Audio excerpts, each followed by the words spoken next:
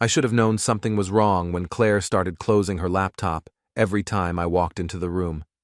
After 15 years of marriage, you develop a sixth sense about these things. The way she'd snap it shut, like she was hiding state secrets, then give me that smile, the one that never quite reached her eyes anymore. My name is James Parrish, and I run Parrish Electric with my brother John. We've been wiring homes and businesses in this Pacific Northwest town for 20 years, building something solid while the tech boom transformed sleepy neighborhoods into overpriced coffee shop districts. I'm the guy who shows up when your power goes out, fixes what's broken, and sends you a fair bill. Simple work, honest living. Claire works in HR at Ashford Design, one of those trendy firms where everyone wears expensive jeans and calls meetings sinks. She'd been there 3 years, climbing the corporate ladder with the determination of someone who'd outgrown our small-town life. Lately, she'd been working late more often, attending client dinners, coming home smelling like wine and expensive cologne that wasn't mine. Our daughters, Emma and Sophie, 15 and 13 respectively, had started giving me those looks, the kind that said they knew something I didn't. Kids pick up on tension faster than adults want to admit. Emma would roll her eyes when Claire made excuses about work, and Sophie had stopped asking Mom to help with homework. "Dad, why is Mom always on her phone during dinner?" Sophie asked one Tuesday evening, stabbing at her meatloaf with teenage indignation. "She's busy with work stuff, sweetheart," I said, watching Claire type furiously at the kitchen counter, her back turned to us. "She never used to be this busy," Emma muttered. That night, I lay in bed listening to Claire shower, her second of the day. She'd started doing that after her client dinners, washing off the evening like she was scrubbing away evidence. I stared at the ceiling, counting the reasons I was probably being paranoid, but the numbers didn't add up right. The next morning, Claire rushed out early for another breakfast meeting. She kissed my cheek with the mechanical precision of someone going through motions, grabbed her purse, and headed for the door. "Honey, you forgot your laptop," I called after her. "Oh, I don't need it today," she said without turning around. "Just meetings." The laptop sat on the kitchen counter like an unexploded bomb, a sleek silver MacBook Pro that had become her constant companion, more intimate than our conversations had been in months. She'd left it open, the screen still glowing with her email inbox. I should have walked away, should have respected her privacy, made my coffee, and headed to the job site where we were rewiring the old Morrison house. Instead, I found myself staring at the screen, my coffee growing cold in my hands. The top email was from Julian Ashford, her boss. The subject line made my stomach drop. "Last night was incredible." I set down my coffee cup with trembling hands. This was it, the moment every married person dreads, when suspicion transforms into certainty. I could click away, pretend I never saw it, live in comfortable denial for a few more months or years, or I could face the truth. I clicked. "Claire, I can't stop thinking about you.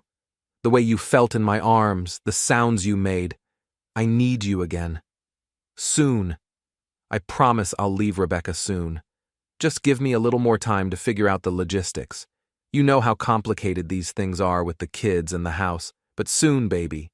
Soon we'll be together properly. I love you. Julian." My hands shook as I scrolled through more messages, months of them, detailed, explicit conversations about hotel rooms, stolen afternoons, and plans for a future that didn't include me. Julian Ashford, married father of 2, promising to leave his wife soon, in message after message. I counted them. 47 times across 6 months he'd used that word. Soon.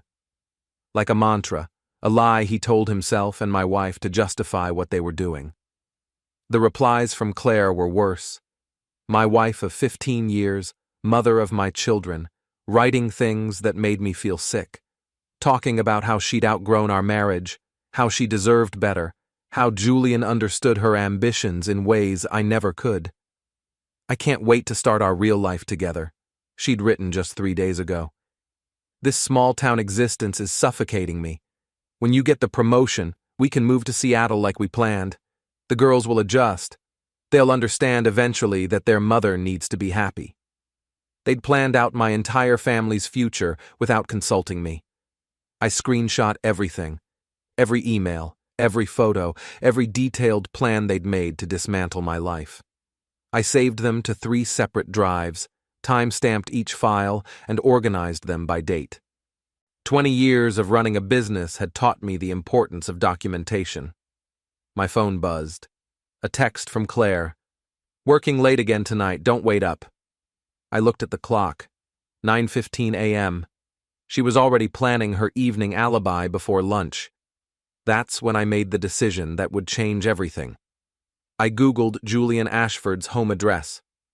Public records showed a house in the expensive Riverside district, purchased 5 years ago by Julian and Rebecca Ashford. I found Rebecca's LinkedIn profile. A pediatric nurse at Children's Hospital, volunteer at 3 different charities, devoted mother and wife based on her family photos. I dialed the number listed for their home. "Hello?" A woman's voice, warm and unsuspecting. "Is this Rebecca Ashford?" "Yes, who's calling?" "Mrs. Ashford, my name is James Parrish. I think we need to talk about your husband and my wife." The silence stretched for 10 seconds. Then, "I'll be right there. What's your address?" Rebecca Ashford arrived 45 minutes later, driving a sensible Honda Civic with car seats in the back. She was smaller than I'd expected from her photos, with kind eyes and the tired look of someone who'd been working night shifts. She wore scrubs with cartoon characters on them. "Show me," she said without preamble. I opened the laptop and stepped back. She read for 20 minutes, her expression growing harder with each message. When she finished, she closed the laptop with deliberate care. "How long have you known?" she asked. "About an hour." I suspected for months. Julian's been different, distracted, working late, business trips that didn't make sense. I found a hotel receipt in his jacket pocket last week. She stood up, straightening her scrubs. "Thank you for calling me." "What are you going to do?" "What I should have done months ago." She paused at the door. "Mr. Parrish, I'm sorry this happened to both of us, but I'm not sorry we found out." After she left, I sat in my kitchen staring at the evidence of my wife's betrayal. The house felt different now, like walking through a crime scene. Every family photo on the walls looked like a lie, every shared memory tainted by the knowledge that she'd been planning her escape. I called my foreman Carl and told him I wouldn't be on site today. Then I drove to the bank and made some arrangements that would prove very important in the coming days. 3 weeks earlier, after noticing Claire's strange behavior, I'd moved our liquid assets into a trust fund for the girls. Call it paranoia or intuition, but something had told me to protect what we'd built together.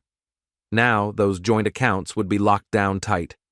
By noon, I'd forwarded every email to the HR department at Ashford Design with an anonymous complaint about workplace misconduct.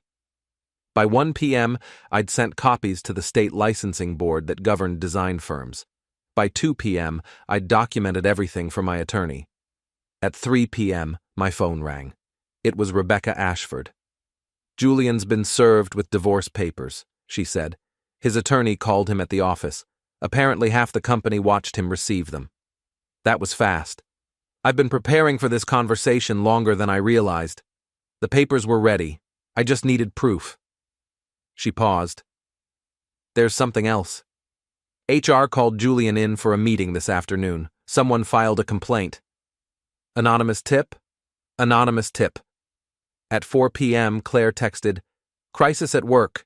Julian's dealing with some HR issue. Might be very late tonight." I texted back, "Take your time." At 6 p.m., Emma and Sophie came home from school to find me cooking dinner. Actually cooking, not reheating leftovers or ordering pizza. I'd made their favorite: spaghetti and meatballs from scratch, garlic bread, Caesar salad. "Dad, this is amazing," Sophie said, twirling pasta around her fork. "You should cook more often." "Maybe I will, sweetheart." Emma studied my face. "You seem different today. Happy different." Just a good day at work. At 8 p.m., my phone buzzed with a text from an unknown number. It was Rebecca. Julian suspended pending investigation. Effective immediately. At 9 p.m., Claire's key turned in the front door. She walked into the kitchen where I sat with a cup of coffee and her laptop, still open to her email. James, I can explain. No need, I said calmly. I called Rebecca Ashford this morning. Lovely woman. Very understanding about the whole situation. Claire's face went white. You had no right? I had every right. 15 years of marriage gave me that right. 2 daughters gave me that right. 20 years of building a life together gave me that right. She sank into the chair across from me. It's not what you think. It's exactly what I think. I read every email, Claire, every plan you made, every lie you told, every promise he made to leave his wife soon. I closed the laptop. Interesting word choice, by the way. He used it 47 times. I counted. Julian and I, we love each other. Julian's been suspended from his job. Rebecca filed for divorce this morning. The HR investigation starts Monday. I stood up. Congratulations. He's all yours now. What do you mean? I mean, your boyfriend is unemployed, getting divorced, and about to lose everything. Rebecca's taking the house, the kids, probably half his assets. Hope that love keeps you warm in whatever apartment you two can afford on unemployment benefits. Claire stared at me like I'd grown a second head. You can't be serious. Completely serious. Oh, and Claire, I moved our money into the girls' trust 3 weeks ago.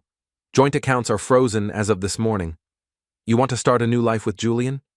You'll be doing it without my financial support. The next morning, Claire found her suitcases packed and waiting by the front door. I'd folded everything neatly, even included her favorite perfume, the one she'd been wearing to her secret meetings. There was a note on top.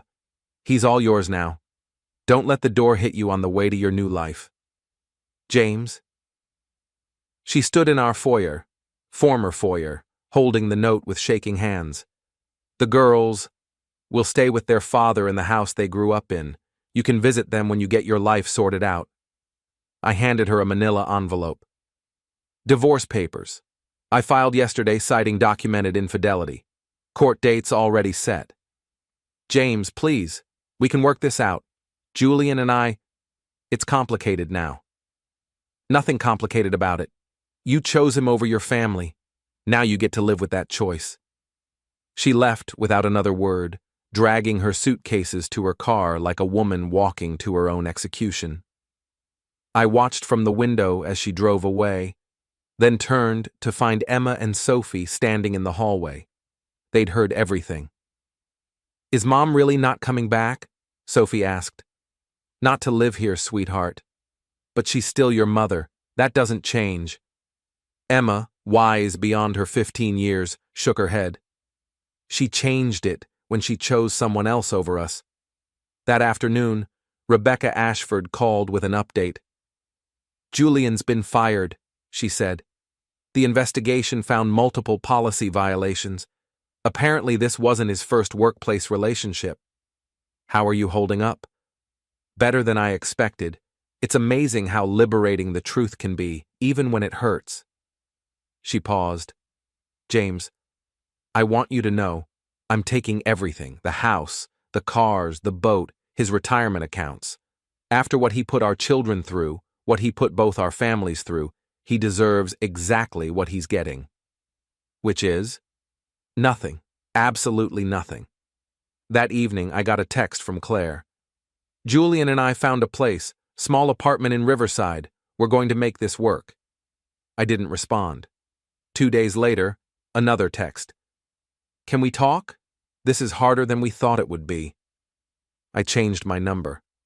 The word soon had finally arrived for both of them, just not the way they'd imagined. The first week without Claire felt like living in a house with half the furniture missing.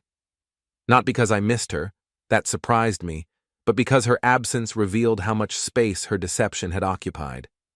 The girls adapted faster than I expected, filling the quiet with music and laughter that had been missing for months.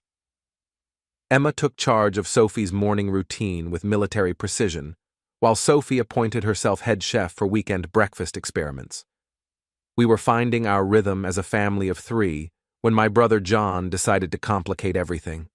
John Parrish was everything I wasn't, smooth where I was rough, charming where I was direct, diplomatic where I was honest. 3 years older and infinitely more ambitious, he'd always seen our family electrical business as a stepping stone rather than a destination. He handled the corporate contracts while I managed residential work, a division that had kept us from each other's throats for 2 decades. "Heard about Claire," he said, appearing in my kitchen Thursday morning without knocking. "Tough break, brother." I looked up from packing the girls' lunches. News travels fast in a small town. "Rebecca Ashford's been telling everyone who'll listen about her cheating husband and his home-wrecking girlfriend." John helped himself to coffee from my pot. "Sounds like Claire picked a real winner. Julian Ashford got what he deserved." "Did he, though?" John leaned against my counter with the casual confidence of someone who'd never had his world imploded. "I mean, the guy loses his job, his wife, his house. Seems like overkill for a little workplace romance." Something in his tone made me pause. "A little workplace romance? Come on, James. People have affairs. It happens. Maybe if you'd paid more attention to your wife instead of spending every weekend rewiring someone's basement." "Stop right there." I set down the peanut butter jar harder than necessary. "You're defending adultery?" "I'm saying relationships are complicated. Claire's an attractive, ambitious woman stuck in a small town with a husband who comes home covered in electrical dust. Can you really blame her for wanting something more?" The girls chose that moment to bounce into the kitchen, backpacks slung over shoulders, chattering about some school drama. They hugged me goodbye and waved to their uncle before heading to the bus stop. After they left, I studied John's face. "You seem awfully invested in Claire's motivations." "I'm invested in family harmony. This divorce is going to get messy, and I don't want it affecting the business." "The business will be fine." "Will it? Because half our clients know Claire, and word is spreading that you destroyed Julian Ashford's life over a few emails. Some people think you went too far." "Some people?" John shrugged. "I'm just saying, maybe consider couples counseling instead of scorched earth tactics. Claire made a mistake. People forgive mistakes." I stared at my brother, really looked at him, and noticed things I'd missed before. The defensive posture, the rehearsed sympathy, the way he avoided eye contact when he mentioned Claire's name, the expensive watch he couldn't afford on his salary, the new haircut that looked suspiciously like the style Julian Ashford favored. "John, how long have you known Claire was having an affair?" "What? I suspected something might be—" "How long?" He set down his coffee mug. "A few months, maybe longer, I wasn't sure." "And you didn't tell me." "It wasn't my place. Marriage problems are between husband and wife." "But destroying Julian Ashford's career was too harsh?" "That's different. The man has children, James, a family to support." "Had a family. He chose to risk it for my wife." I stepped closer to John. "Just like he chose to risk his job, his reputation, and his future. Actions have consequences." John backed toward the door. "I should get to the office. We have that Morrison job to finish." "John." He stopped with his hand on the doorknob. "Stay away from Claire. Whatever sympathy you think you feel for her situation, keep it to yourself. She made her choice." "Of course. She's your wife, ex-wife. I would never—" "Good." After he left, I sat in my empty kitchen replaying the conversation. John's defense of Claire felt too passionate, too personal. His knowledge of her motivations too detailed. His criticism of my response too rehearsed. I called my foreman, Carl. "Morning, boss. You coming in today?" "Later. Carl, I need you to do something for me. Check the work logs for the past 6 months. Any jobs where John worked alone or took unusual breaks?" "That's oddly specific. You looking for something particular?" "Just curious about scheduling patterns." "Give me an hour. While I waited, I drove past Julian and Claire's new apartment, a rundown complex in the older part of town, the kind of place college students rented when their parents cut off funding. Claire's car sat in the parking lot next to a rusted Toyota that must have been Julian's backup vehicle. The mighty had fallen hard. Carl called back with information that confirmed my growing suspicions. "Boss, you're not going to like this. John's been taking a lot of personal time during work hours. Long lunches, early departures, whole afternoons marked as client meetings with no corresponding invoices." "How long?" 6 months, maybe more. "And James?" "Some of those mysterious client meetings coincided with times when Claire Ashford called the office looking for you." "Claire called the office?"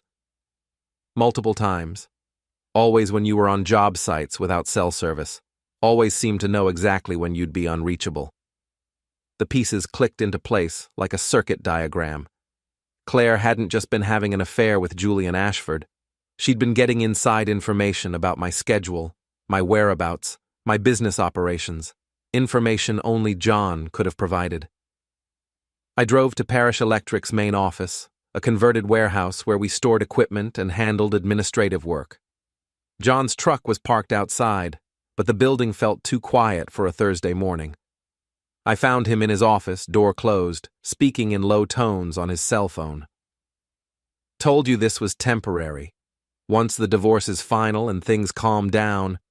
Yes, I understand you're frustrated, but Claire, listen to me." I opened the door without knocking. John spun around, fumbling to end the call. "James, I didn't hear you come in." "Claire? What?" "You were talking to Claire." John's face cycled through several expressions before settling on sheepish guilt. "She called upset about the apartment situation. I was just trying to what? Console my cheating ex-wife? She's going through a hard time. Julian's not handling the pressure well, and she needs someone to talk to." "She can talk to a therapist." I sat down across from his desk. "John, I'm going to ask you a direct question, and I want a direct answer. Are you having an affair with my wife?" "Ex-wife, and no, of course not. She's family." "That's not what I asked." John stood up and walked to his window, hands clasped behind his back in a pose I recognized from childhood. His guilty stance, perfected through years of explaining broken windows and missing cookies. "It's complicated, James." "Uncomplicated." He turned around. "Claire and we've grown close over the past few months. She needed someone to understand what she was going through, the suffocation of small-town life, the feeling that she was meant for something bigger." "How close?" "We've talked, had coffee a few times. She's a remarkable woman who deserves better than—" He caught himself. "Better than what? Better than me?" "I didn't say that. You didn't have to." I leaned back in my chair. "John, how long have you been in love with my wife?" The question hung in the air like smoke from an electrical fire. John's shoulders sagged as 15 years of hidden feelings finally found daylight. "Since the day you brought her home," he said quietly. "You introduced her as your girlfriend, and I thought she was the most beautiful, intelligent, ambitious woman I'd ever met. And you had her." "I had her because I asked her out, because I made an effort, because I treated her like she mattered. You treated her like a small-town housewife. Claire has dreams, aspirations. She wants to travel, experience culture, build something meaningful with her life. She wanted to destroy our family. She wanted to be happy." I stood up slowly. "John, are you sleeping with my ex-wife?" "It's not like that." "Are you sleeping with Claire?" We've been together a few times, since she left Julian.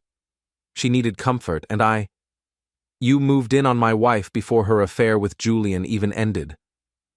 It's not moving in when there are genuine feelings involved." The urge to hit him was overwhelming.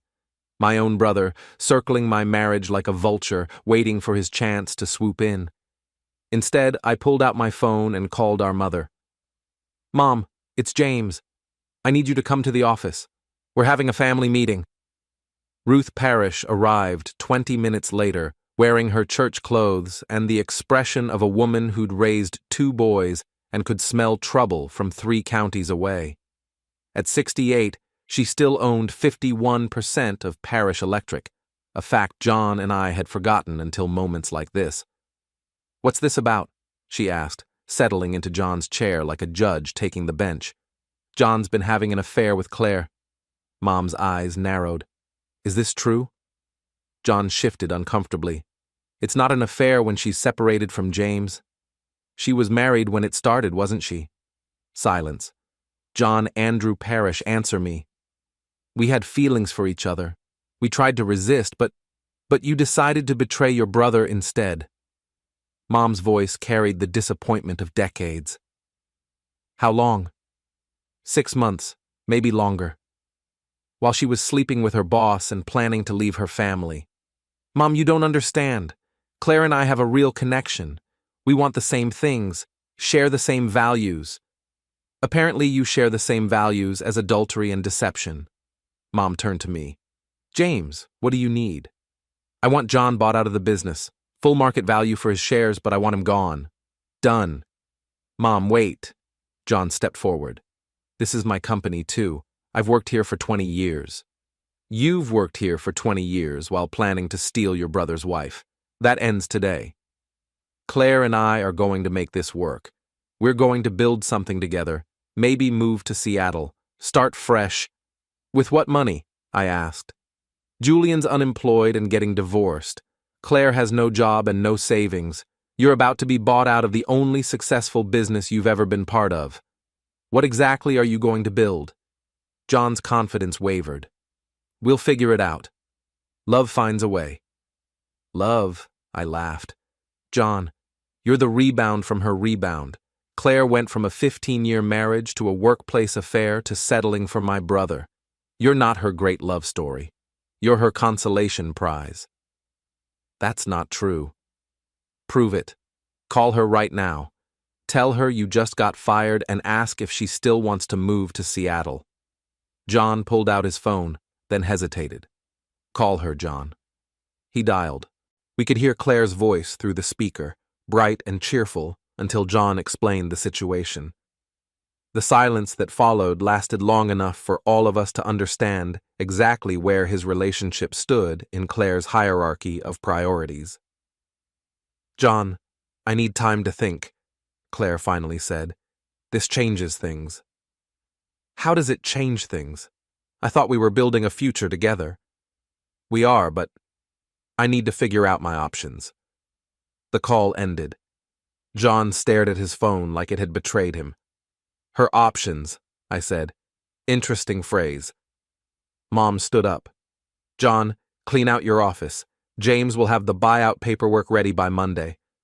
"Mom, please. This is my life's work." "Your life's work was supposed to be family. You chose differently." After they left, I sat alone in John's office, my office now, and called Rebecca Ashford. "How are you holding up?" I asked. "Better every day. Julian's been served with the final papers. He gets supervised visitation with the kids and whatever clothes he can fit in his car." "What about Claire and my brother?" "Your brother?" I explained the situation. Rebecca listened without interrupting. "James, I'm sorry. I thought Julian and Claire were bad enough, but family betrayal cuts deeper." "It does. For what it's worth, Julian's been calling me non-stop, begging for reconciliation. Apparently, unemployment and a studio apartment aren't as romantic as he imagined." "Think you'll take him back?" "Not a chance. But it's interesting how quickly his great love affair lost its appeal when reality set in." That evening, I cooked dinner for the girls and told them about their uncle's departure from the business. I kept the details age-appropriate, but Emma's knowing look suggested she'd figured out more than I'd said. "Uncle John always looked at Mom weird," Sophie observed, "like he was hungry and she was dessert." "Sophie." "What?" "It's true. Emma noticed it too." Emma nodded. "He was always complimenting her clothes and asking about her work. It made me uncomfortable." My daughters had seen what I'd missed. The signs were always there. I'd just been too trusting to recognize them. Later that night, Claire called my new number. Somehow she'd gotten it from John. "James, we need to talk." "No, we don't." "About the girls. About custody arrangements. Talk to my lawyer." "About John. I think there's been a misunderstanding." "No misunderstanding. You moved from one affair to another without missing a beat. Very efficient." "It's not like that. John and we have something real." "You have something desperate. Two people who destroyed their lives for fantasy relationships, settling for each other because nobody else wants them." "That's cruel." "It's honest. Claire, you went from a 15-year marriage to a workplace affair to my brother in less than 6 months. That's not love. That's panic." "John understands me. John's unemployed. Julian's unemployed. You're unemployed. Understanding doesn't pay rent." The line went quiet for a moment. "The girls miss me." "The girls are adapting. They're stronger than you gave them credit for." "I want to see them." "Then get your life together and call my lawyer to arrange supervised visits." "Supervised?" "You abandoned your children for an affair, then moved in with your lover, then started another affair with my brother. Yes, supervised." I hung up and turned off the phone. The next morning brought news that would change everything again. Rebecca called with an update that made my coffee taste like victory. "Julian's been evicted," she said. "Apparently, he and Claire couldn't make rent on their apartment. The landlord found them living in a studio that was supposed to house one person, with Julian's teenage son visiting on weekends. Where are they now?" "That's the interesting part. Julian moved back in with his mother. Claire's been staying with your brother." "John's apartment?" "That's what I heard. Cozy little love triangle, all of them broke and bitter." I hung up and smiled for the first time in weeks. The word soon had indeed arrived for all of them, bringing consequences none of them had planned for. The parish electric buyout moved faster than John expected. Mom's lawyer had the paperwork ready by Monday morning, and by Wednesday afternoon, John was officially unemployed with a check that wouldn't last 6 months if he was supporting 2 other adults. I knew this because Claire called me Thursday evening, her voice tight with barely controlled panic. "James, we need to discuss the custody arrangement. I told you to call my lawyer. I can't afford a lawyer right now. Julian's job search isn't going well, and John's adjusting to his new situation." "His new situation being unemployment?" "He's exploring options. There are opportunities in Seattle, Portland, maybe San Francisco." "Opportunities for what?" "John's an electrician with a high school education and a 20-year gap in his resume. What opportunities is he exploring?" Silence stretched across the connection. "Claire, are you living with John?" "Temporarily, until we figure things out." "Where's Julian?" He moved back with his mother. The apartment situation became complicated." I leaned back in my chair, piecing together their pathetic love triangle. "Let me understand this. You left your husband for Julian, who promised to leave his wife. Julian got fired and divorced, couldn't afford the apartment you shared, and moved back to his childhood bedroom. So you moved in with my brother, who just got fired from the family business. Is that accurate?" "You're oversimplifying." "I'm clarifying. 3 adults, 0 steady income, living off John's buyout money while pretending this is some great romance instead of a financial disaster. We're building something together. You're building a house of cards in a windstorm." I switched the phone to my other ear. "Claire, what exactly do you want from me?" "The girls. I want them for weekends." "Supervised visits through the court system. That's humiliating. So is abandoning your children for a man who couldn't afford to keep you." "Julian and I are working through some challenges." "Julian's living with his mother. You're living with John. What exactly are you working through?" Another long pause. I could picture her in John's cramped apartment, probably sitting on furniture that came from his college dorm room, trying to convince herself this was temporary. "I made mistakes," she said finally. Yes, you did. But I'm still their mother. Being their mother means putting their needs first. You put your desires first, and now you're dealing with the consequences. James, please. I know I hurt them, but I'm trying to rebuild my life. Then rebuild it. Get a job, find your own place, prove you can provide stability. Then we'll talk about custody. That could take months. Then you should have thought about that before you started your affair. I hung up and immediately called my sister Connie, who practiced family law in Portland. I need advice about custody arrangements, I told her. How's Claire's living situation? Unstable. She's bouncing between two unemployed men, no permanent address, no income. That makes your case easy. Document everything. Her living arrangements, employment status, the timeline of her affairs. Any judge will see she's not providing a stable environment. She wants weekend visits. She can want all she likes. The court cares about the children's best interests, not the mother's convenience. What about John? What about him? He's been calling the girls, trying to maintain his uncle relationship like nothing happened. Block his number. He made his choice when he started the affair. Actions have consequences. Friday afternoon, John appeared at my house unannounced. I found him sitting on my porch steps when I got home from work, looking like a man who'd aged 5 years in 5 days. We need to talk, he said. No, we don't. About the business, about Claire, about family. I unlocked my front door, but didn't invite him inside.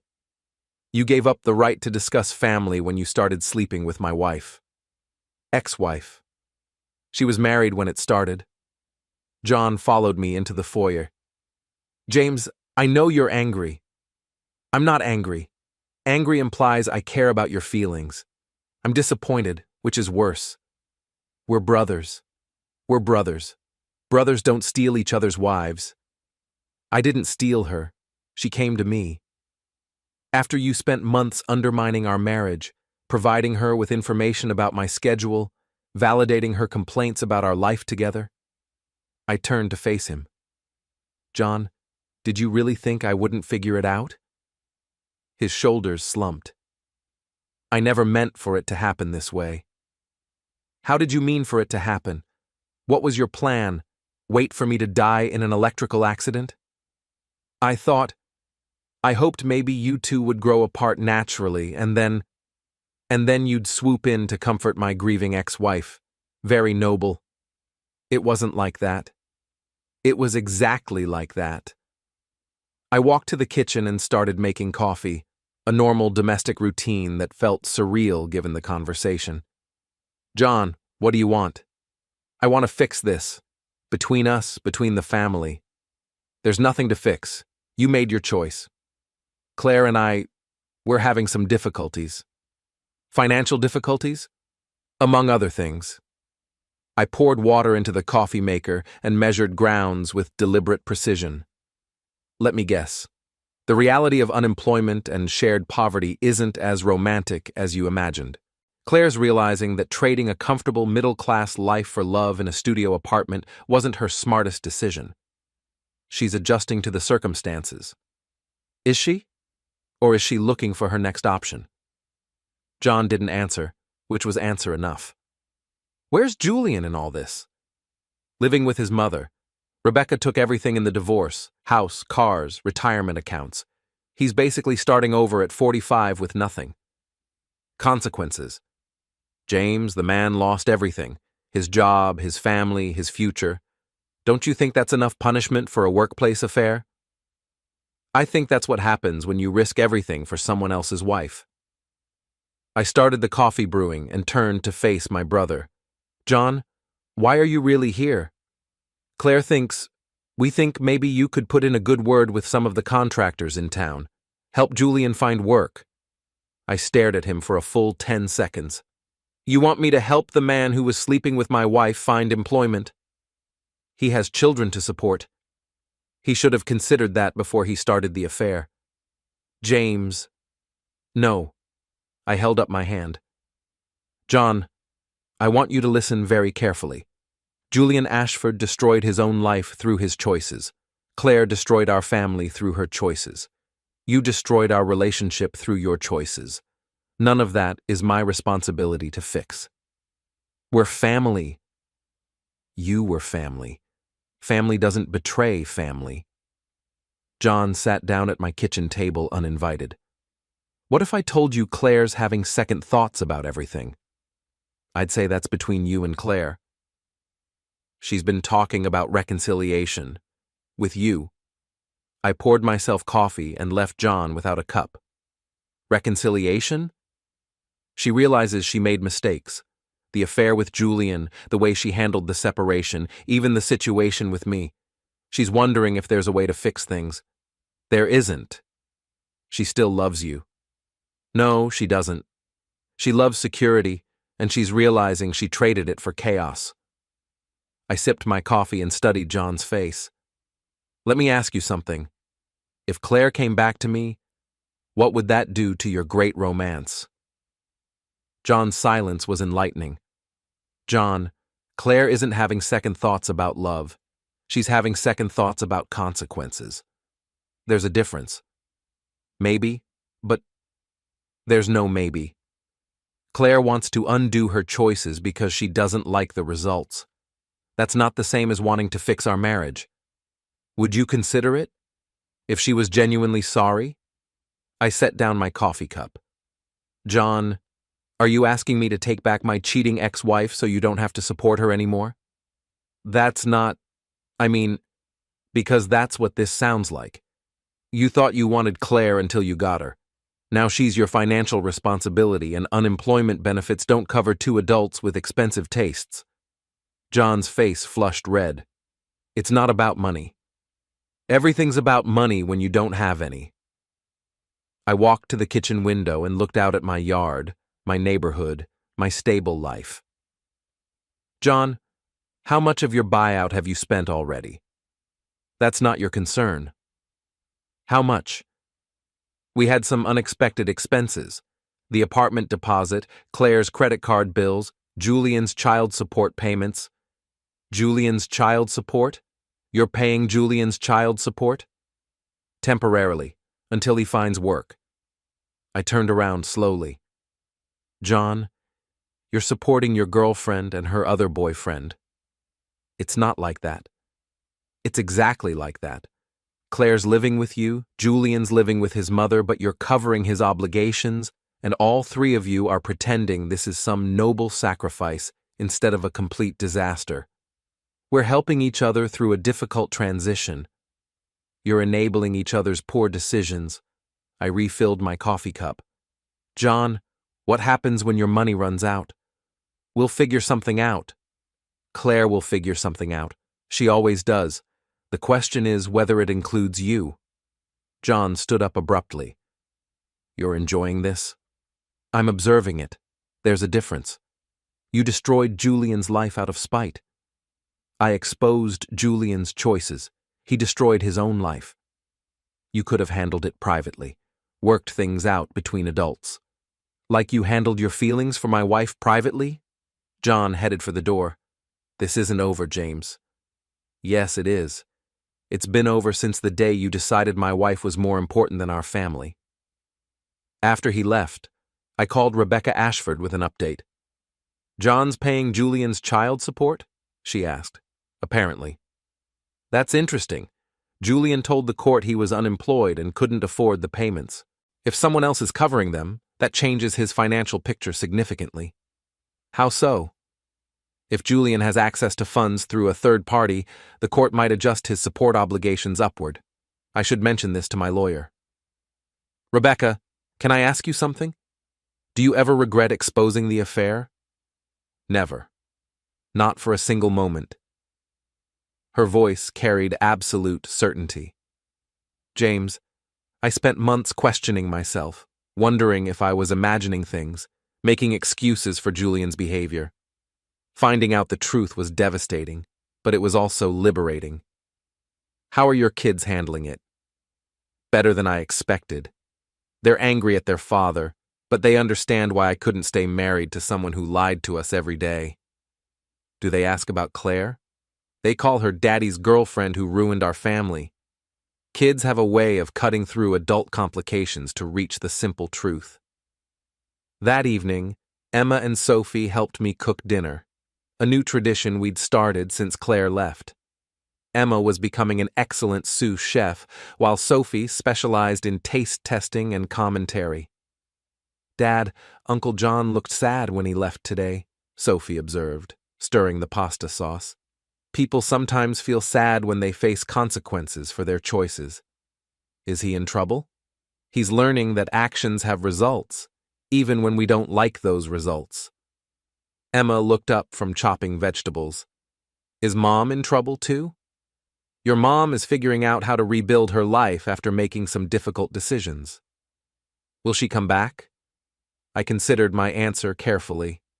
"Your mom chose a different path for her life. That doesn't mean she loves you any less, but it does mean our family looks different now." "I like how our family looks now," Sophie said. "It's quieter, but it's more honest." Emma nodded. "Mom always seemed angry about something, like she was mad at our house, our town, our life. Sometimes people get restless and think change will make them happy. Did change make Mom happy? I don't think Mom knows what makes her happy yet." Later that night, after the girls were asleep, I sat on my back porch with a beer and thought about John's visit. His desperation had been palpable, the kind that comes from realizing you've made a series of catastrophic decisions and can't figure out how to undo them. My phone buzzed with a text from an unknown number. "This is Claire. Can we meet tomorrow? I need to discuss something important." I typed back, "Call my lawyer. It's about the girls." "Call my lawyer. James, please. One conversation." I turned off my phone and finished my beer in peace. Whatever Claire needed to discuss could wait until she was ready to go through proper legal channels. The word soon was taking on new meaning for all of them, and none of them were enjoying its arrival. Saturday morning brought an unexpected visitor, Julian Ashford, standing on my porch like a man attending his own funeral. He'd lost weight since the divorce, and his expensive clothes hung loose on his frame. The confident executive who'd stolen my wife had been replaced by someone who looked like he'd been sleeping in his car. "Mr. Parrish, I know this is awkward, but I need to speak with you." "No, you don't. It's about Claire, about the situation we've all found ourselves in." I stepped onto the porch and closed the door behind me. The girls were inside watching cartoons, and I didn't want them overhearing this conversation. "Julian, you have exactly 2 minutes to explain why you're at my house. Claire and our relationship has become complicated since my divorce was finalized." "Complicated how?" "She's been staying with your brother while I sort out my living arrangements, but the three of us sharing space, sharing resources, it's not sustainable." "Not my problem." Julian shifted uncomfortably. "Mr. Parrish, I know you have every reason to hate me. What Claire and I did was wrong. But we're all adults here, and we need to find a way to move forward that works for everyone." "Works for everyone?" "Julian, you lost your job, your wife, your house, and your girlfriend. I'm not sure anything's working for you right now. That's why I'm here. I want to make things right." "You want to make things right by doing what, exactly?" "I want to ask for your forgiveness and your help." I laughed out loud. "My help? I know you have connections in the construction industry. I'm willing to start over, learn a trade, do whatever it takes to support my children and rebuild my life." "Julian, let me make sure I understand this correctly. You want me to help the man who was sleeping with my wife find employment so he can get back on his feet and potentially win her back from my brother." "It's not about winning Claire back. It's about being a responsible adult." "You should have thought about being a responsible adult before you started the affair." Julian's composure cracked slightly. "Mr. Parrish, I made a mistake. A terrible mistake that cost me everything. But I have children who depend on me, and right now I can't even afford to take them to dinner." "Then get a job. Any job. McDonald's is hiring." "I've been trying. But word has gotten around about the circumstances of my firing. The HR investigation, the affair, the way it all became public. No one wants to hire someone with that kind of baggage. Consequences. I understand you're angry. I'm not angry, I'm indifferent. Your problems are not my problems. Julian pulled out his phone and showed me a photo of two young boys. These are my sons, Tyler and Mason. They're 8 and 10. They don't understand why Daddy can't live with them anymore, why Mommy cries all the time, why we had to sell their bikes to pay for groceries. You should have considered that before you risked everything for my wife. I know that, but punishing me doesn't help them. I studied his face, the desperation, the calculated vulnerability, the practiced manipulation of a man who'd built a career on charm and persuasion. Julian, what does Claire think about you being here? She doesn't know. This was my decision. Because she's moved on to my brother. Because she's confused and scared and making decisions based on survival instead of love. And you think if I help you get back on your feet, she'll choose you over John. Julian didn't answer, which was answer enough. Here's what's going to happen, I said.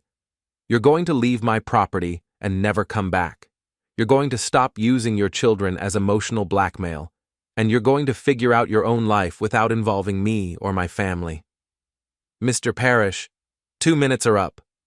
After Julian left, I called Rebecca to give her an update. He came to your house, she asked. That's either desperation or stupidity. Probably both. James, I need to tell you something. Julian's been calling me too. Multiple times a day, begging for reconciliation, promising he's learned his lesson. Are you considering it?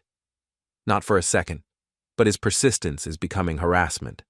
My lawyer's drafting a cease and desist letter. What's he saying? That Claire was a mistake, that he realizes I'm his true love, that he'll do anything to win back his family. Rebecca's voice carried exhaustion. He's rewriting history, pretending the affair was some kind of temporary insanity instead of 6 months of calculated deception. Classic cheater playbook. The interesting part is what he's not saying. He's not asking about the boys, not inquiring about their adjustment, not requesting additional visitation. His focus is entirely on undoing the financial consequences of his choices. He wants his comfortable life back. Exactly. Julian doesn't miss his family, he misses his lifestyle. That afternoon, I decided to drive past John's apartment complex. I wasn't sure what I expected to find, but curiosity got the better of me. What I saw was Claire loading boxes into her car, while John stood on the sidewalk gesturing angrily. I parked across the street and watched their domestic drama unfold. Claire was clearly moving out, while John was clearly trying to stop her. Their body language told the whole story. She was done, he was desperate, and their great romance was ending with the same drama that had started it. My phone rang. It was Claire. James, I need to ask a favor. I'm watching you load boxes into your car right now. She spun around, spotted my truck, and walked over. She looked tired, older somehow, like someone who'd been living on adrenaline and bad decisions for too long. Can we talk? We are talking. In private. I got out of my truck. Claire, what do you want? I'm leaving John. I can see that. The situation became unsustainable. Because he ran out of money? She flinched. Because we realized we wanted different things. You realized John couldn't provide the lifestyle you expected. That's not fair. Fair? I looked at the boxes in her car, then at John, who was pretending not to watch us, while clearly listening to every word. Claire, you left our 15-year marriage for Julian, left Julian for John, and now you're leaving John for what? Option number 4. I made mistakes. You made choices. There's a difference. James, I want to come home. The words hung in the air like smoke from an electrical fire. Behind us, John's face went white. Come home? to you, to the girls, to our family. We don't have a family anymore, you destroyed it. We could rebuild it. I've learned things about myself, about what really matters. The affairs, the drama, the chaos. None of it was worth losing what we had. I looked at this woman I'd been married to for 15 years, mother of my children, and felt nothing but pity. Claire, you don't want to come home. You want to undo the consequences of your choices. I want my family back. Your family moved on. Emma and Sophie are thriving without the constant tension. I'm building a business without worrying about my brother undermining me.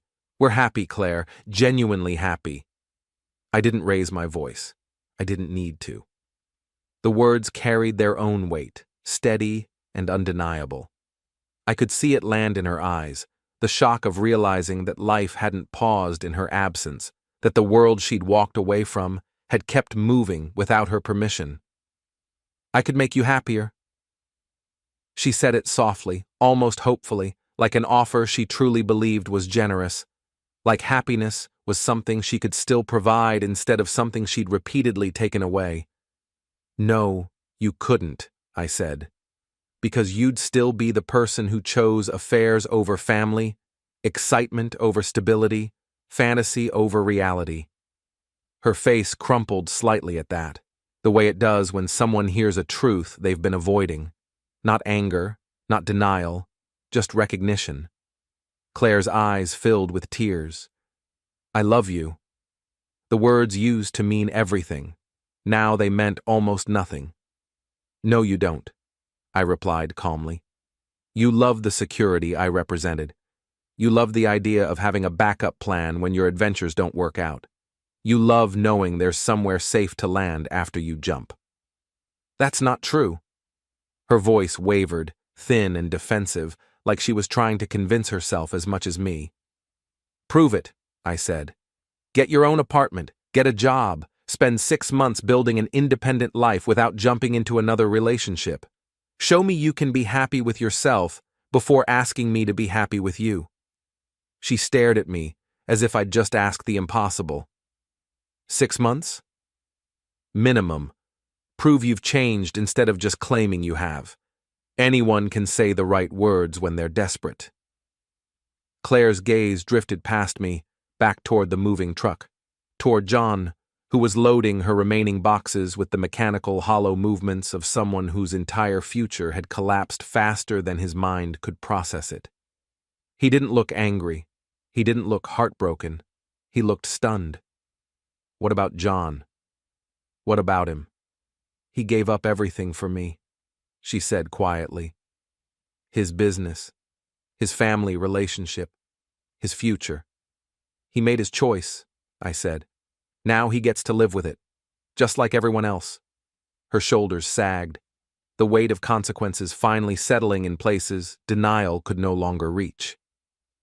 James, please. I know I don't deserve another chance, but you're right, I said, cutting her off gently but firmly. You don't deserve another chance. There was no cruelty in it, just clarity. I got back in my truck and drove home, leaving Claire standing in the parking lot with her boxes and her regrets. That evening, Emma asked about my afternoon. I saw your mother today. How is she? Confused. About what? About the difference between wanting something and deserving something. Emma nodded, like that made perfect sense to her now. Sophie looked up from her homework. Is Mom coming back? No, sweetheart. Mom's figuring out how to live her new life. Good, Emma said firmly. We're better without the drama. There was no malice in her voice, just relief. Later that night, John called. Claire left me. I know. She wants to come back to you. I know that too. There was a long pause on the line, the sound of someone struggling to hold on to dignity after losing everything else. Are you going to take her back? No. Why not? You loved her once. I loved who I thought she was, I said. Turns out I was wrong about who that was. She's learned from her mistakes. John, Claire didn't make mistakes. She made calculated decisions to prioritize her desires over her family's needs. That's not a mistake. That's character. People can change. People can modify their behavior when consequences force them to, I replied. That's not the same as changing their character. Another silence. He already knew the answer before asking the next question. So what happens now? Now you all figure out how to live with the choices you made. What about the business? What about our relationship? The business is mine now. Our relationship ended when you decided my wife was more important than our family. James, John, I want you to understand something. Claire will find another option. She always does. Julian will eventually find work and rebuild his life. They'll both move on because they have to. What about me? You'll figure it out, or you won't. Either way, it's not my problem anymore. I hung up and turned off my phone. The next morning brought news that would change everything again. Rebecca called with an update that made me smile for the first time in days. Julian's been arrested, she said. For what? Harassment and violation of the restraining order. Apparently he showed up at my workplace yesterday demanding to speak with me. Hospital security called the police. How long will he be held? Probably just overnight, but it goes on his record. And James, there's something else. The court's reviewing his child support arrangements based on new financial information. The money John was providing? Exactly. If Julian has access to third-party funding, his support obligations increase significantly. Even if that funding's dried up? The court doesn't care about the source's stability. They care about Julian's access to resources. After Rebecca hung up, I sat in my kitchen drinking coffee and thinking about consequences. Julian arrested, John broke and abandoned, Claire homeless and unemployed.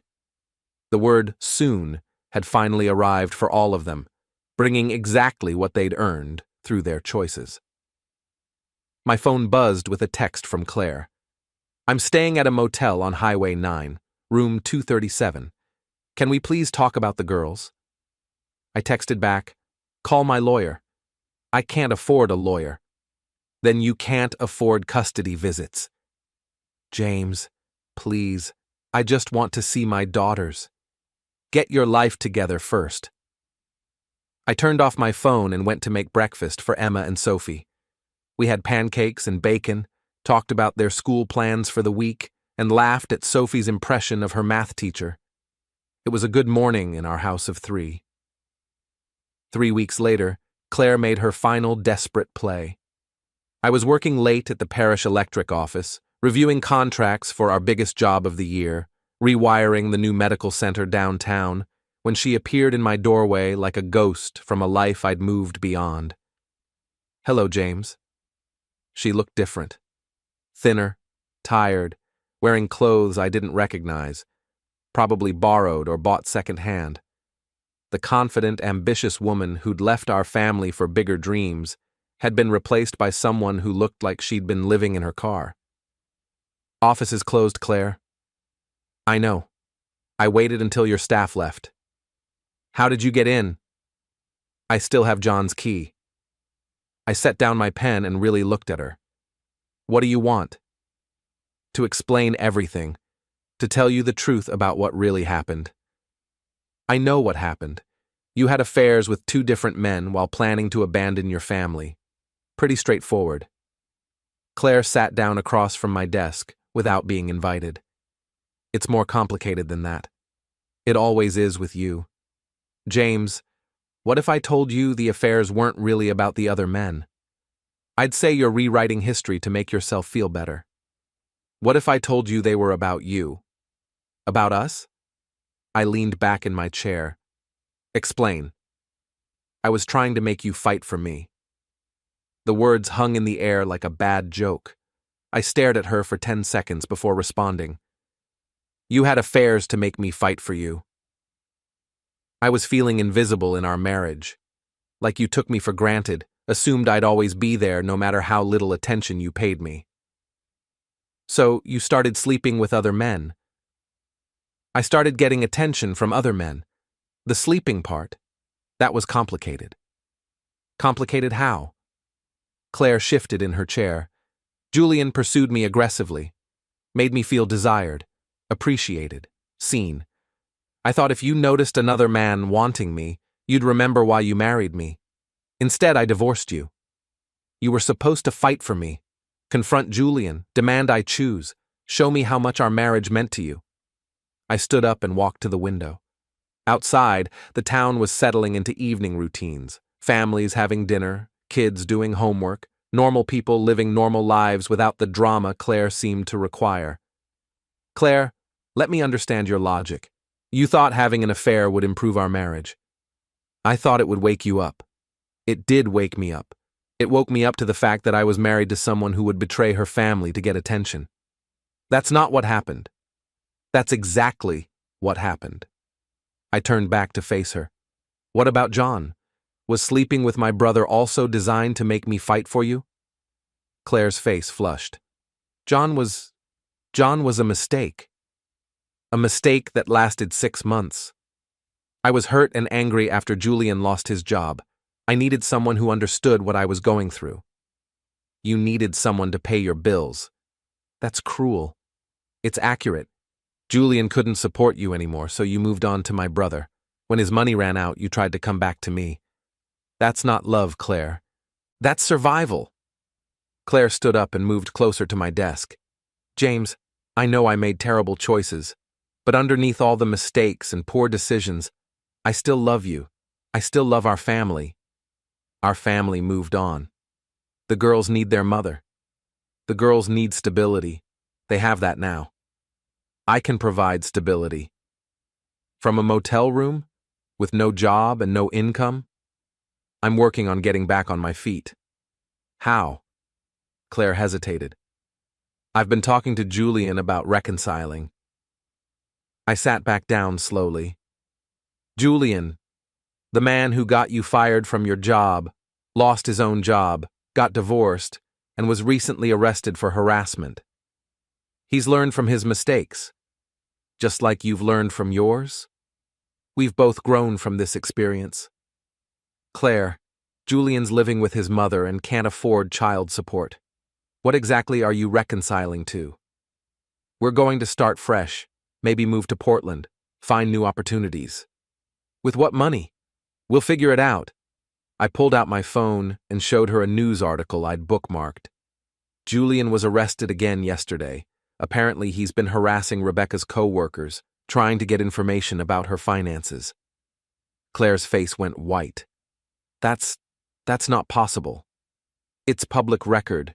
He's facing stalking charges now. Julian wouldn't. He's not that kind of person. He's exactly that kind of person. He's a man who destroyed his life for an affair and now can't accept the consequences. Claire sank back into her chair. I don't understand. He told me he was getting his life together, that he had job prospects. He lied. Just like he lied to his wife, just like he lied to you during the affair. But we had plans. You had fantasies. There's a difference. I watched Claire process this information, her face cycling through confusion, denial, and finally resignation. The last pillar of her post-divorce life was crumbling in real time. What about John? She asked quietly. What about him? How is he doing? John's working construction for a contractor in Portland. Makes about 1/3 of what he used to make, lives in a studio apartment, drives a 15-year-old truck. Is he happy? He's surviving, barely. Claire put her head in her hands. I've destroyed everything. Yes, you have. James, please. I know I don't deserve forgiveness, but I'm begging you. Let me come home. Let me try to fix what I broke. You can't fix this, Claire. Why not? Because you haven't changed. You're still the person who thinks affairs are acceptable relationship strategies. You're still someone who abandons her children when life gets complicated. You're still someone who lies to herself about her motivations.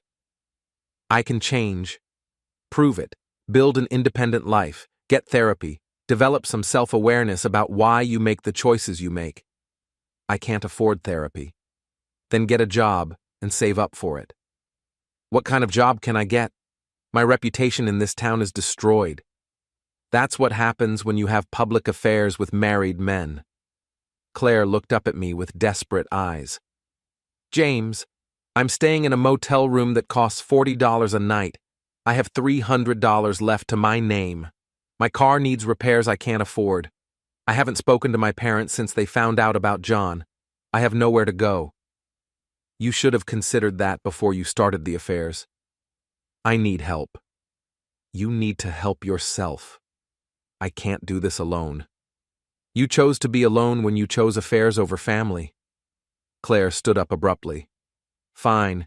If you won't help me, I'll figure something else out. Like what? Maybe I'll write a book about this whole experience. Sell my story to one of those women's magazines. Turn my mistakes into income. I laughed. Claire, who's going to buy a story about a woman who destroyed her family for 2 failed affairs? People love redemption stories. This isn't a redemption story. This is a cautionary tale. You don't know how this story ends. I know how it ends for me and the girls. We're happy, stable, and moving forward without you. Claire headed for the door, then turned back. James, what if I told you I was pregnant? The question hit like a physical blow. Are you? What if I was? Whose baby would it be? Claire's silence answered the question. You don't know. I'd need paternity tests to be certain. Get them, then tell the father. It's not my problem. It could be your baby. When's the last time we were intimate, Claire? She thought for a moment. 8 months ago, maybe 9. Then it's not mine. But what if? There's no what if.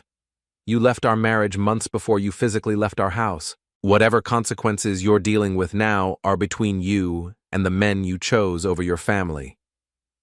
Claire stared at me for a long moment. You've become cruel. I've become honest. The James I married would have helped me, even after everything I did. The James you married was naive enough to believe his wife would honor her marriage vows. That James learned better. After Claire left, I sat alone in my office thinking about the conversation. She wasn't pregnant. That had been a desperate manipulation tactic, the kind of lie she'd probably tell Julian and John too, hoping one of them would step up to rescue her. My phone rang.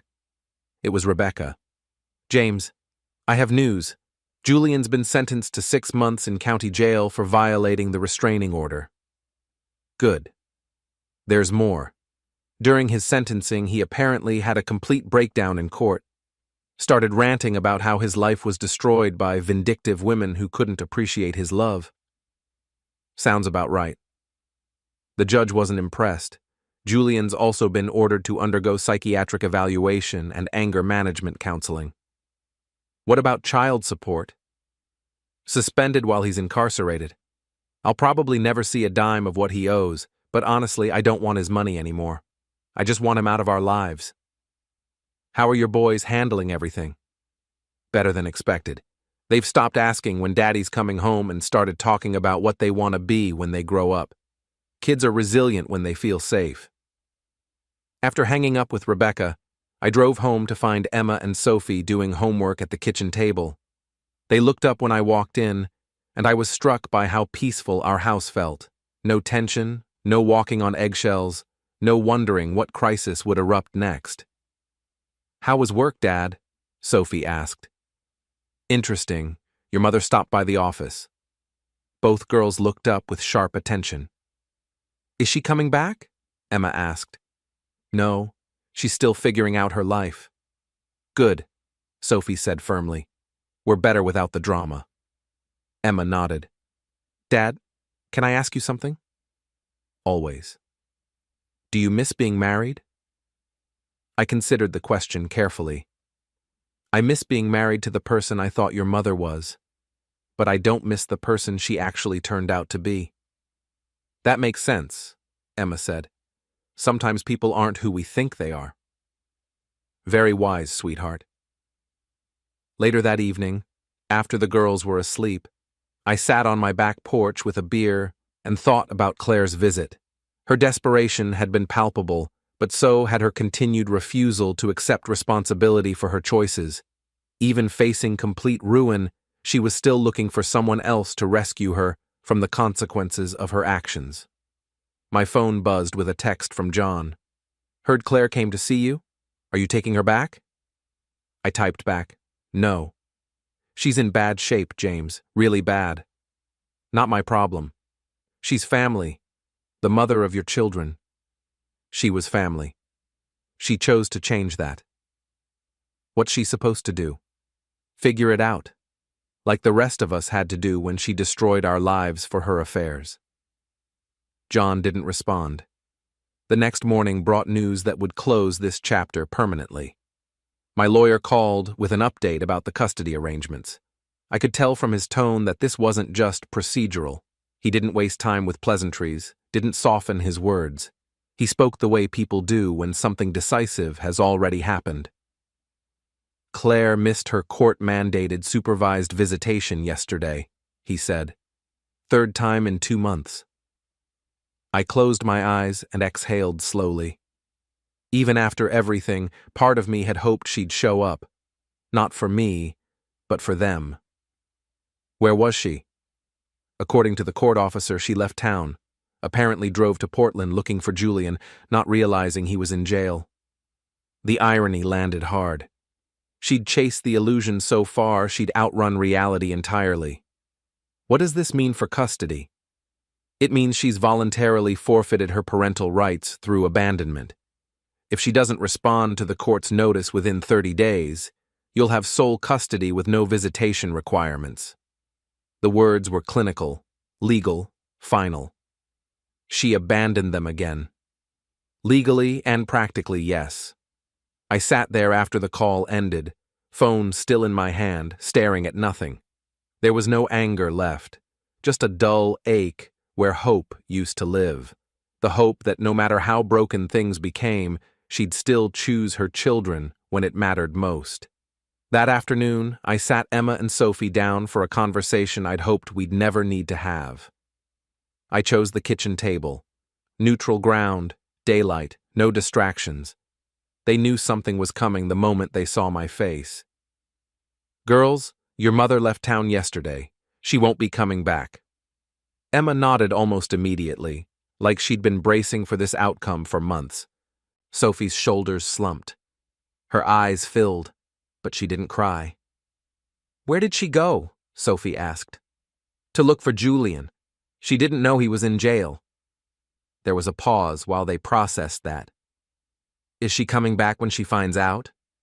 I swallowed. "I don't think so, sweetheart. I think your mother has decided that her other relationships are more important than her relationship with you." "That's stupid," Emma said angrily. "We're her daughters." "Yes, you are. And that makes her choice even more difficult to understand." Emma pushed her chair back slightly, arms crossed, jaw tight. Sophie stared at the table, tracing the wood grain with her finger. "Dad," Sophie said quietly, "are we going to be okay?" The question cut through everything. We're going to be better than okay. We're going to be happy. Without Mom? Your mother will always be your mother, no matter where she is or what choices she makes, I said carefully. But yes, we're going to be happy without the chaos and drama. "I'm glad," Emma said after a moment. I was tired of never knowing what crisis would happen next. That honesty told me more than any therapist ever could. That evening, we ordered pizza and watched a movie together. No phones, no tension, no waiting for a door to slam or a fight to erupt. It was a perfectly normal family night, the kind we'd rarely had when Claire was creating constant turmoil. Laughter came easily. The girls argued over toppings. Sophie fell asleep halfway through the movie with her head on my shoulder. As I tucked Sophie into bed, she asked one final question. "Dad, do you think Mom will ever figure out how to be happy?" I brushed her hair back gently. "I hope so, sweetheart, but that's something she has to do for herself." "I hope she does too," she said softly. Then, after a pause, "But I'm glad we don't have to wait for her to figure it out." The next morning, I received a text from an unknown number. "This is Claire. I'm in Portland. Julian and I are going to work things out when he gets released. Don't try to contact me." I stared at the screen for a long moment, then showed the text to Emma and Sophie over breakfast. "Is she serious?" Emma asked. "Apparently. She's going to wait for a man who's in jail for stalking his ex-wife?" "That's her choice." Sophie shook her head. "Mom makes really bad choices." "Yes, she does." "Are we going to make better choices?" "We already are, sweetheart. Every day." I deleted Claire's text and blocked the number. Then I called my lawyer and told him to proceed with the sole custody paperwork. The word soon had finally arrived for everyone involved, bringing exactly what each person had earned through their choices. For Claire, Julian, and John, soon meant consequences, isolation, and the collapse of their fantasy relationships. For Emma, Sophie, and me, soon meant peace, stability, and the chance to build something real from the wreckage of what we'd lost. Sometimes the circuit breaker that shuts down the power is exactly what you need to rewire your life correctly. We were better in the dark than we'd ever been in their artificial light.